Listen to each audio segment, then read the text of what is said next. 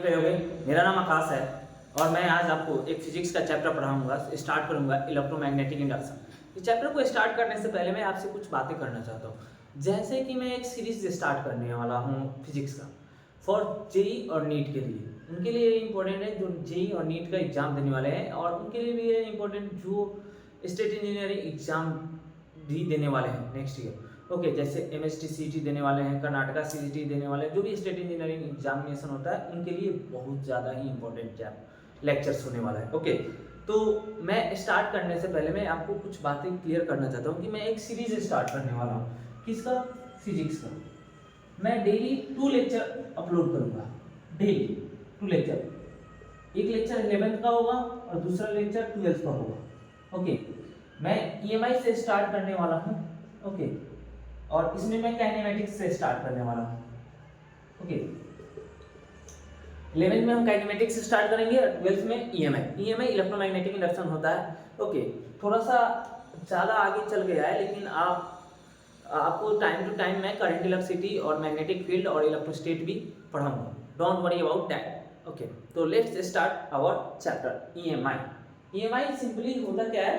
Electromagnetic induction होता है। EMI होता क्या है?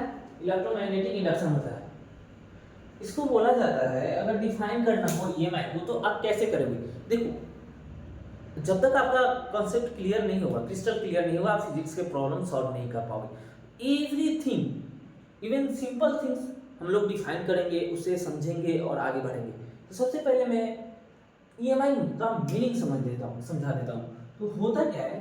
The generating of the phenomena of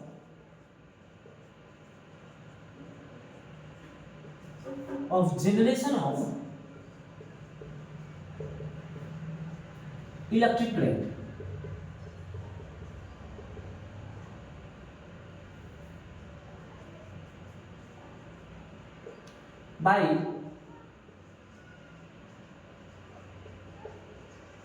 by changing magnetic field।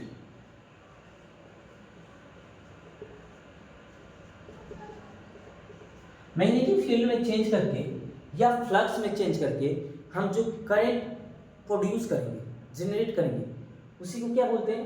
EMI बोलते हैं। Is known as EMI.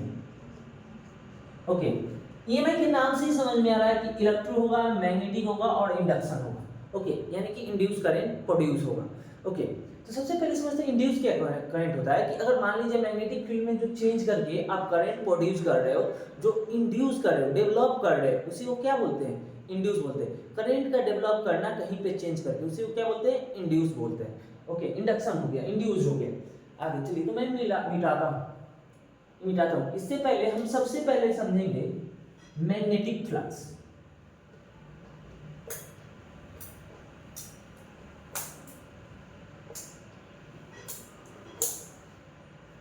Magnetic flux समझेंगे होता क्या है। तो मैग्नेटिक फ्लक्स इज नथिंग, जैसे इलेक्ट्रिक फ्लक्स होता है ऐसे ही magnetic flux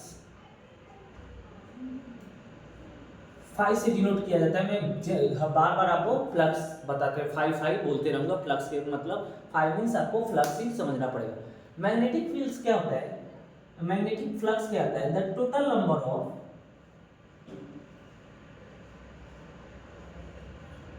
magnetic field lines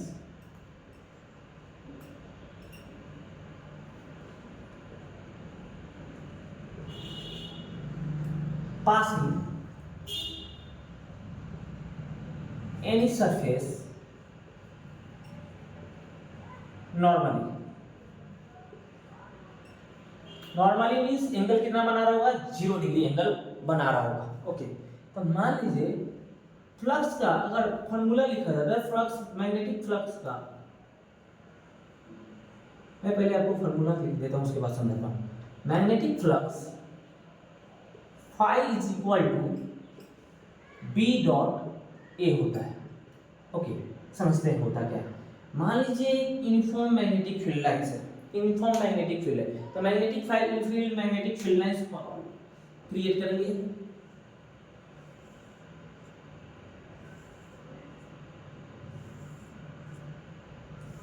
इस यूनिफॉर्म मैग्नेटिक फील्ड में हमने एक क्लोज सरफेस रख दिया, लूप रख दिया है। क्या रखा है? मैंने एक लूप रखा है। लूप कुछ भी हो सकता है, स्क्वायर भी हो सकता है और सर्कल भी हो सकता है अकॉर्डिंग टू क्वेश्चन। ओके, अब इस लूप के पास कुछ एरिया होगा, कुछ एरिया होगा, और हम जानते हैं एरिया कैसा क्वांटिटी होता है? वेक्टर होता है, और उसका डायरेक्शन होता है। ओके, डायरेक्शन क्या होता है? प्लेन के परपेंडिकुलरली निकलता हुआ, प्लेन से परपेंडिकुलर। अगर मान लीजिए एक बोर्ड एरिया है, एक बोर्ड है, तो बोर्ड के पास क्या है? एरिया है। तो इसका मैग्नेटिक फील्ड, इसका एरिया वेक्टर क्या होगा? इसका डायरेक्शन या तो बोर्ड से बाहर आते हुए या बोर्ड के अंदर जाते हुए। ओके, तो मान लीजिए एक लूप रखे हैं, तो लूप का कुछ एरिया होगा। एरिया का डायरेक्शन कैसे? इधर।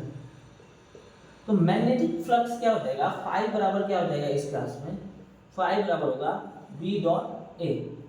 ओके, बी क्या होता है? Magnetic field. एरिया एक एरिया होता है। ओके, और दो मैग्नेटिक फील्ड भी एक वेक्टर क्वांटिटी है, एरिया भी वेक्टर क्वांटिटी है, और दो एरिया का डॉट प्रोडक्ट ले रहे हैं, यानी कि हम इसे ए भी लिख सकते हैं, बी ए कॉस थीटा। इस केस में कॉस थीटा, थीटा कितना है? एरिया वेक्टर और मैग्नेटिक फील्ड में एंगल कितना बन रहा है? थीटा कितना बन रहा है? 0 डिग्री बन रहा है। ओके, क्योंकि मैग्नेटिक फील्ड लाइंस भी इस डायरेक्शन में, और इस लूप, इस सर्कुलर लूप का भी एरिया क्या है? इधर है, तो दोनों के बीच में एंगल कितना है? 0 डिग्री है। हम लोग लिख सकते हैं cos 0 का वैल्यू 1 होता है, बी ए। ओके, फ्लक्स बराबर कितना हो गया? बी ए, मैग्नेटिक फ्लक्स बराबर बी ए होता है। अगर मान लीजिए एक दूसरा इलस्ट्रेशन देखते हैं, मान लीजिए ए लूप है। ओके, इसका एरिया वेक्टर डायरेक्शन इस डायरेक्शन में होगा। ओके, इसमें मैग्नेटिक फील्ड लाइंस कुछ एंगल पे आ रहे हैं।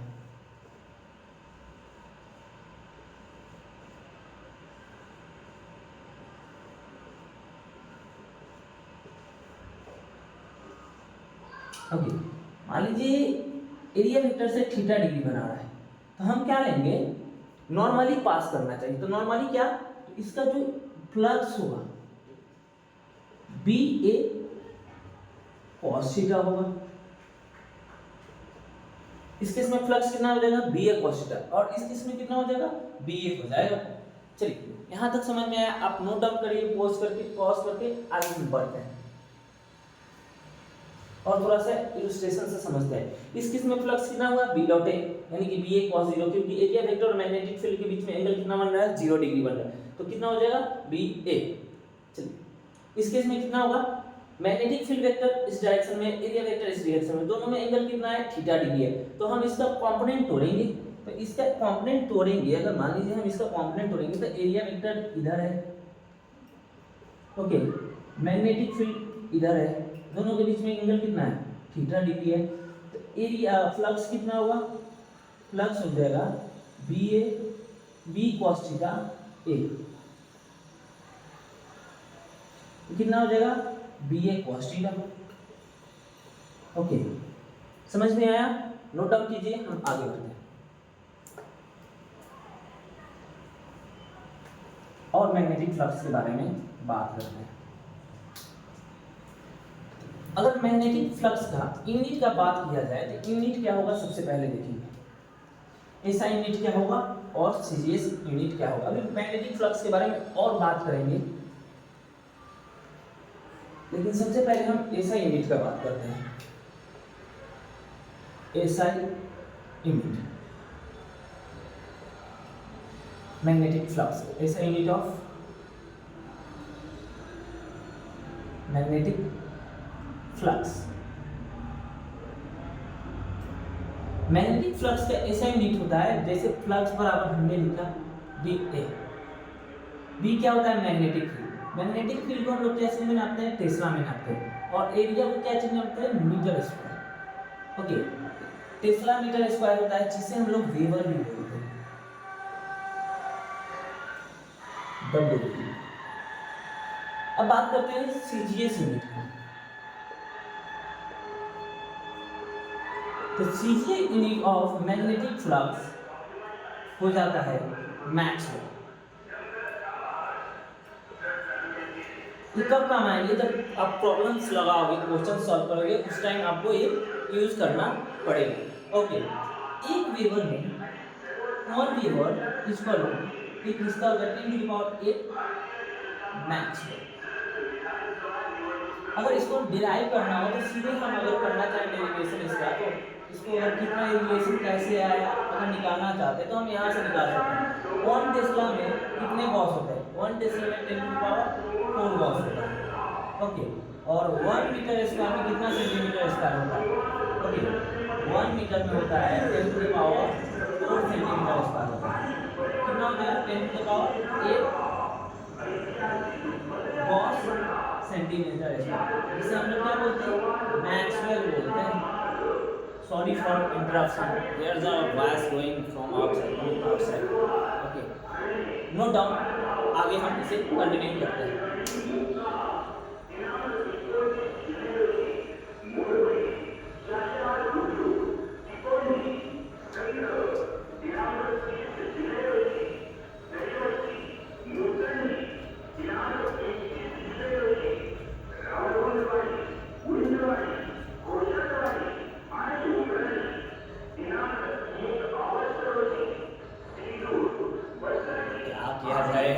बाहर में जब लेक्चर शूट करते हैं इस तरह का वॉइस आता है ना, नॉइज आता है, तो बहुत इरिटेटिंग नॉइज होता है, लेकिन मैं मना तो नहीं कर सकता हूँ।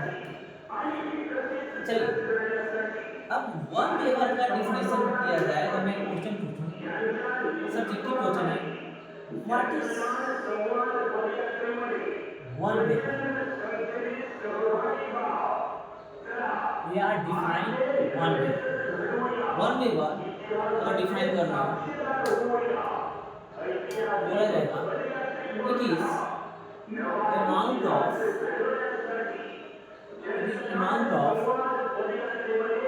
Magnetic flux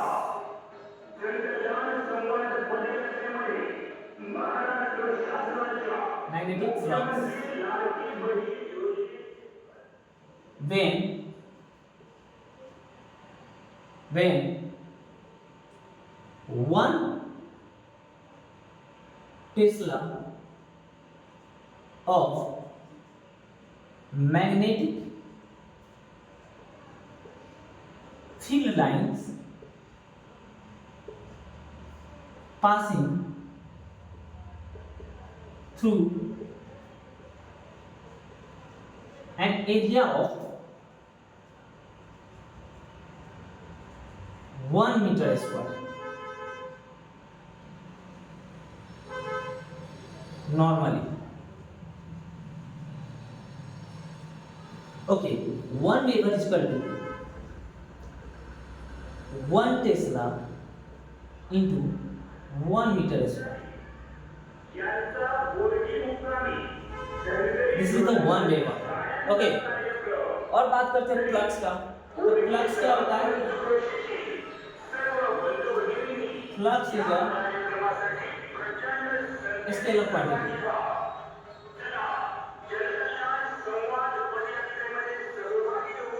Flux is a scalar quantity.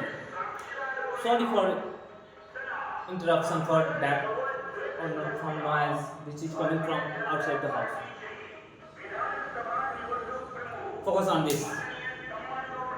देखो, सोसाइटी में बहुत सारे ऐसे प्रॉब्लम्स होते हैं जो स्टूडेंट के लिए इशू क्रिएट करते हैं, बट हमें उन सब डिस्ट्रैक्शन से कैसे बचना है, क्या करें कि उन सब से बचे, वो हमें करना पड़ेगा। चलिए आगे बढ़ते हैं। Flux is a scalar quantity, 1 weber का डिफिनेशन हो गया। अब समझते हैं कि अगर किसी क्लोज सरफेस से हमें टोटल फ्लक्स निकालना हो तो हम क्या करेंगे? अगर टोटल निकालना हो तो हम सीधे इंटीग्रेट कर देते हैं। ओके,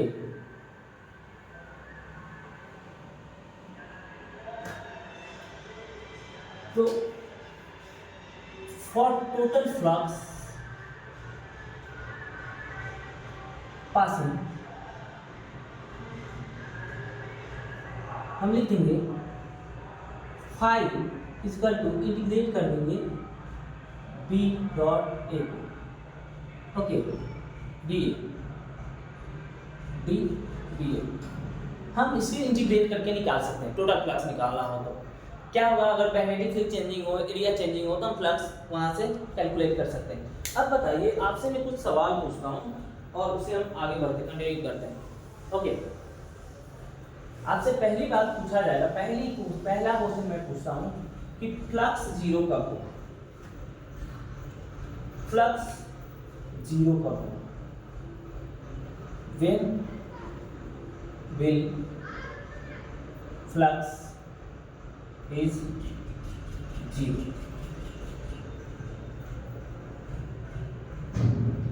देखिए फ्लक्स बराबर क्या है हमें, b dot A cos B A cos theta. पहला केस में या तो मैग्नेटिक फील्ड जीरो हो या एरिया जीरो हो या दोनों के बीच में एंगल 90 डिग्री हो। ओके, इस केस में मैं डायग्राम के साथ बनाता हूँ। Okay, when angle between B and A is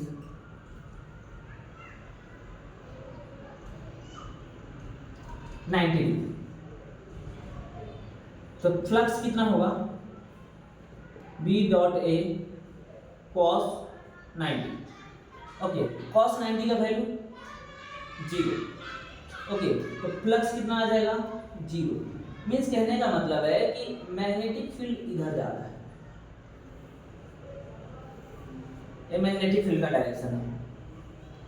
और एरिया अपना कैसा है, लूप कैसा रखा गया हुआ है, लूप आपको ऐसे रखा गया हो, तो एरिया वेक्टर कैसे होगा, ऊपर की तरफ होगा। एरिया वेक्टर मैग्नेटिक फील्ड में एंगल कितना बन रहा है, 90 डिग्री बन रहा है। एरिया वेक्टर ऊपर, मैग्नेटिक फील्ड इधर, एंगल कितना 90 डिग्री, तो फ्लक्स कितना, जीरो। दूसरा केस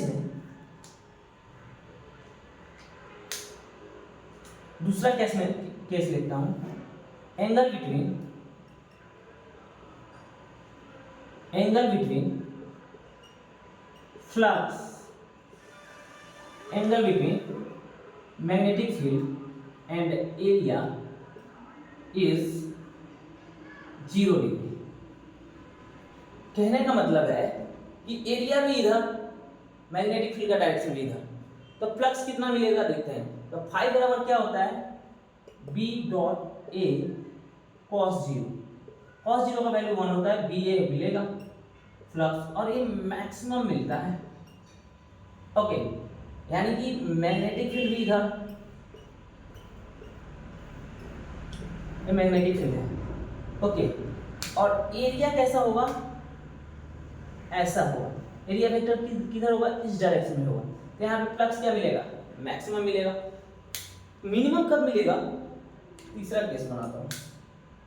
तीसरा case, when angle between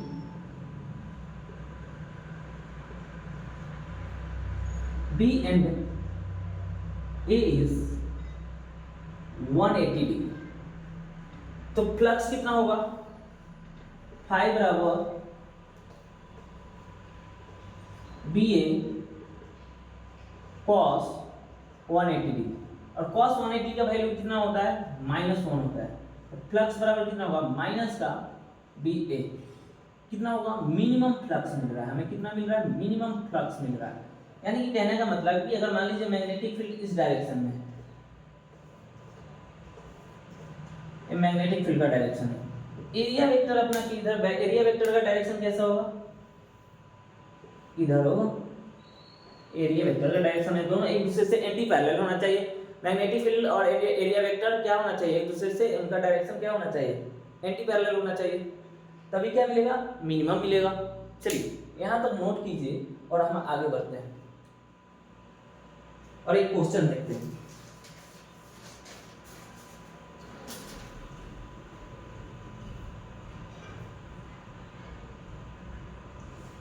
This is the story I want to tell you.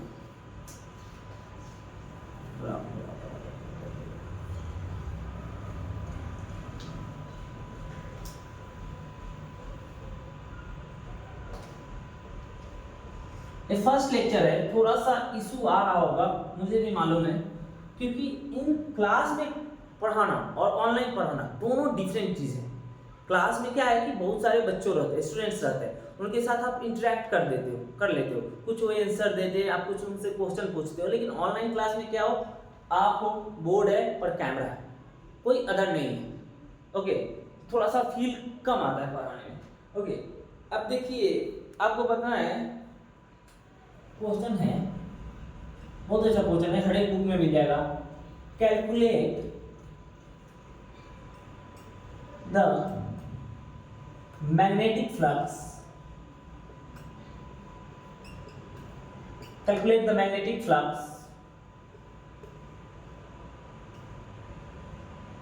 in the given figure।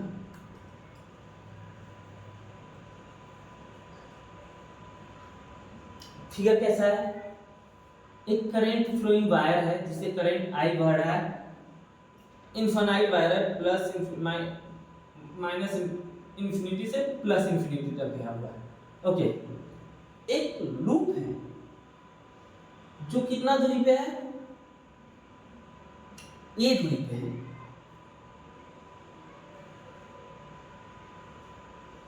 Loop का लेंथ मान लीजिए एल है और ब्रेथ भी एल दिया हुआ है। ओके, और इसका जो एलिमेंट है एरिया का, ये वाला एलिमेंट हमें लेना है।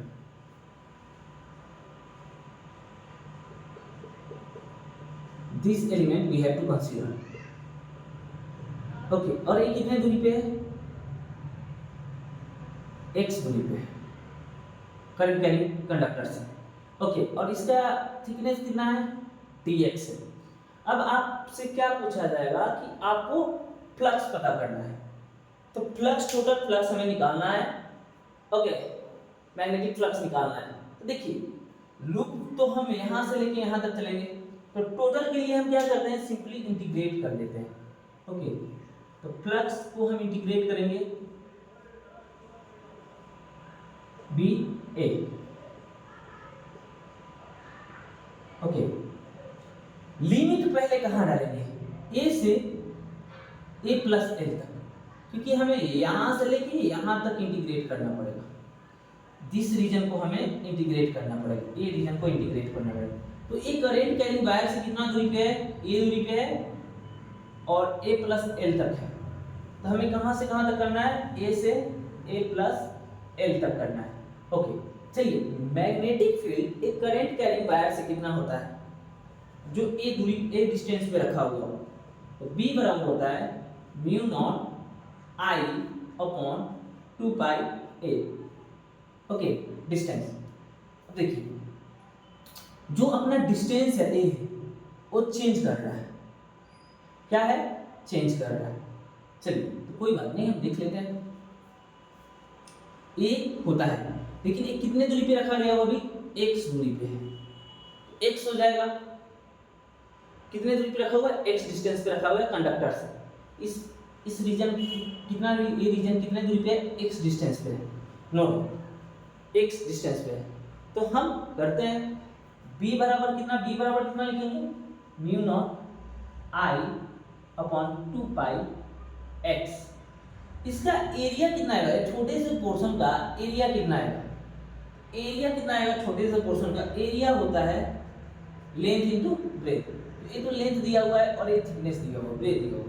एरिया कितना होगा, L इंटू dx, कितना होगा, L into dx।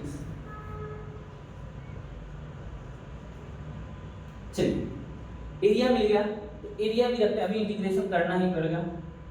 Total flux को इंटीग्रेट कर लिए, 0 से तो 5 मिल जाएगा हमें। ओके, इंटीग्रेशन करना है। ओके, एरिया कितना आया है अपना, इंटीग्रेशन का डी मैंने लिखना भूल गया, sorry for that, D B A. Okay, ये कितना होगा, डी बी कितना है अपना, mu naught I by 2 pi X, mu naught I by 2 pi X, और लिमिट कितना है, ए से A plus L. Okay, area कितना है, L D X into L D X. जो कांस्टेंट है इंटीग्रेशन से बाहर आ जाएगा, तो कांस्टेंट म्यू नॉट है, कंडक्टर में करंट आई फ्लो हो रहा है, ए भी कांस्टेंट है, 2 पाई की कांस्टेंट है, एल भी कांस्टेंट है। तो अगर इंटीग्रेशन से मैं बाहर लिखता हूं तो म्यू नॉट आई अपॉन 2 पाई इंटू एल बाहर आ जाएगा। इंटीग्रेशन के अंदर क्या बचेगा, इंटीग्रेशन के अंदर बचेगा dx अपॉन x। चलिए ये होगा ही नहीं, dx upon x, 1 upon x का इंटीग्रेशन कितना होता है, ln x होता है। ओके, इसको अगर मैं करूं तो लिख सकता हूं म्यू नॉट आई अपॉन 2 पाई एल, इंटीग्रेशन में कितना आया ln x, और अपर लिमिट लोअर लिमिट रखेंगे। इंटीग्रेशन में upper limit minus lower limit, तो मैं लिखता हूं mu naught I L upon 2 pi, okay एक बार रखूंगा ln a plus L minus का ln a, जो बाद में हम रूल लगा के कर सकते हैं, लॉगरिथम का रूल लगाएंगे तो हमें मिलेगा mu naught I L upon 2 pi ln a plus L upon a। This is the flux